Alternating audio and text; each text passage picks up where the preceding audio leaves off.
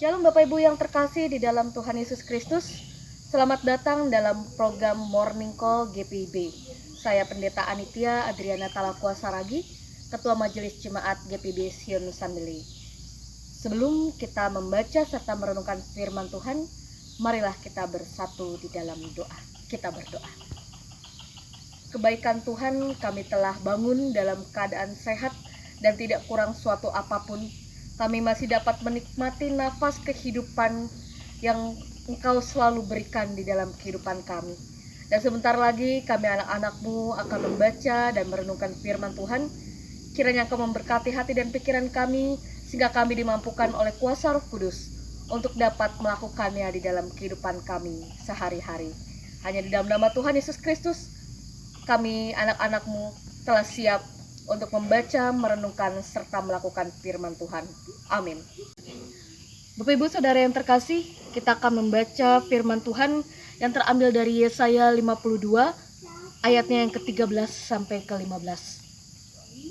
Yesaya 52, ayat 13 sampai dengan ke-15, yang menyatakan, hamba Tuhan yang menderita, sesungguhnya hambaku akan berhasil.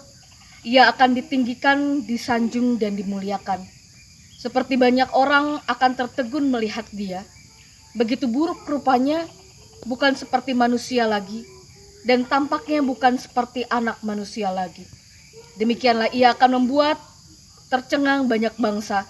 Raja-raja akan mengatupkan mulutnya melihat dia, sebab apa yang tidak diceritakan kepada mereka akan mereka lihat, dan apa yang tidak mereka dengar akan mereka pahami. Demikianlah pembacaan firman Tuhan. Berbahagialah bagi kita yang membaca, merenungkan, dan juga melakukan firman-Nya. Amin. Bapak Ibu Saudara yang terkasih, setiap orang ingin menjadi seorang pemimpin. Nah, ketika seseorang ini berusaha menjadi seorang pemimpin, banyak orang yang berlomba-lomba memikat hati para pendukungnya agar memilih dia sebagai seorang pemimpin. Lalu pertanyaannya adalah, apakah seseorang pemimpin itu bebas dari suatu permasalahan? Apakah seorang pemimpin itu dia hidupnya hanya bahagia saja? Tidak. Seorang pemimpin adalah seorang yang bersedia untuk berkorban, bukan hanya dari materi, bahkan waktu serta pikiran. Nah, pada bacaan kita pada pagi hari ini mengisahkan tentang nubuat seorang Nabi Yesaya bahwa akan ada seorang yang membebaskan umat manusia dari penderitaan akibat dosa dan pelanggaran yang telah diperbuat. Nabi Yesaya menubuatkan pembuangan yang dialami oleh bangsa Israel itu karena murka Allah. Walaupun Allah murka terhadap bangsa Israel, tetapi Allah tetap menyayangi mereka dan tetap menepati janjinya untuk menyelamatkan mereka. Dan salah satunya adalah nantinya akan datang seorang hamba Tuhan ke tengah-tengah dunia ini. Seorang hamba Tuhan, tapi sekaligus pemimpin umat yang ditugaskan oleh Allah Bapa yang nantinya akan menderita, lalu direndahkan, dan bahkan mengalami kematian. Tapi walaupun ia direndahkan dan bahkan mengalami penderitaan yang sangat hebat, pada akhirnya manusia akan melihat karya hamba Tuhan itu dan akan tertegun serta memuliakan hamba itu. Hamba Tuhan yang datang ke tengah-tengah dunia bukan hanya sekedar memimpin umat manusia, tetapi juga menjadikan dirinya sebagai teladan yang patut untuk ditiru. Dia menjalankan tugas dan tanggung jawabnya untuk menyelamatkan umat manusia dan menyerahkan dirinya secara penuh kepada Bapa di surga, seluruh karya dan pelayanannya di tengah-tengah kehidupannya ini. Bapak Ibu Saudara yang terkasih di dalam Tuhan, berbicara menjadi seorang pemimpin yang baik, bukan hanya sekedar pemimpin yang dapat memerintah, pemimpin yang juga mau merendahkan hatinya untuk melayani. Menjadi seorang pemimpin berarti siap untuk menjadikan seluruh hidupnya sebagai contoh dan teladan yang baik bagi untuk dirinya dan bagi orang-orang yang ada di sekitarnya. Nah, begitu juga dengan diri kita. Kita semua adalah pemimpin, minimal diri kita sendiri.